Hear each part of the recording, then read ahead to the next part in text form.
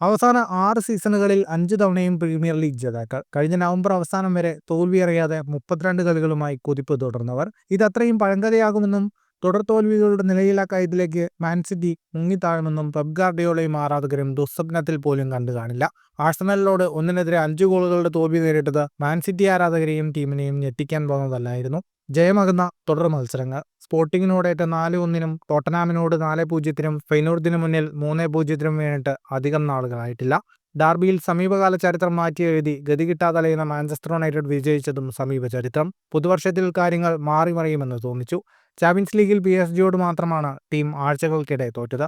അതിന്റെ സന്തോഷം അവസാനിക്കുന്നതായി ആഴ്സണലിനോടുള്ള വൻതോൽവി. സ്വന്തം തട്ടകത്തിൽ ഗണ്ണേഴ്സ് സിറ്റിയെ തകർത്ത് തരിപ്പണമാക്കി. ഇതോടെ പോയിന്റ് ടേബിളിൽ ആദ്യ 4-ലുണ്ടായിരുന്ന പെപ് ഗാർഡിയോളയും സംഘവും ഈ പ്രീമിയർ ലീഗ് വാരം അവസാനിക്കുമ്പോൾ 24 മത്സരങ്ങളിൽ 41 പോയിന്റുമായി 5-ാം സ്ഥാനത്താണ്. ഒരു മത്സരം കുറച്ചു കളിച്ച 1-ാം സ്ഥാനക്കാരായ ലിവർപൂളുമായി 15 പോയിന്റ് അന്തരം മാഞ്ചസ്റ്റർ സിറ്റിക്ക് നിലവിലുണ്ട്.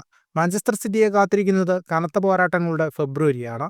FA കപ്പിൽ ദുർബലരായ ലെയ്റ്റൺ ഓറിയന്റാണ് എതിരാളികളെങ്കിലും ഈ മാസം നടക്കുന്ന ചാമ്പ്യൻസ് ലീഗിൽ ഇരുപാദ പ്ലേ ഓഫിൽ UEFA ചാമ്പ്യൻസ് ലീഗ് കിങ്സായ റയൽ മാഡ്രിഡാണ് സിറ്റിയുടെ എതിരാളികൾ. പ്രീമിയർ ലീഗിൽ ഈ മാസം നേരിടാനുള്ളതാകട്ടെ ന്യൂകാസിലിനെയും ലിവർപൂളിനെയും ടോട്ടനാമിനെയുമാണ്. നിലയില്ലാ കയത്തിലേക്ക് മുങ്ങുന്ന സിറ്റിയെ ആര് രക്ഷിക്കുമെന്നാണിപ്പോൾ എല്ലാവരും ഉറ്റുനോക്കുന്നത്.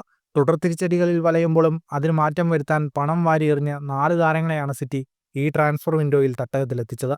ഒരു മാറ്റം കൊണ്ടുവരാൻ ഇവർക്കാകുമോ എന്നും കണ്ടറിയണം. ഫുട്ബോൾ ലോകത്തെ കൂടുതൽ വാർത്തകൾക്കും വിശേഷങ്ങൾക്കുമായി സ്പോർട്സ് കഫേ സബ്സ്ക്രൈബ് ചെയ്യുക.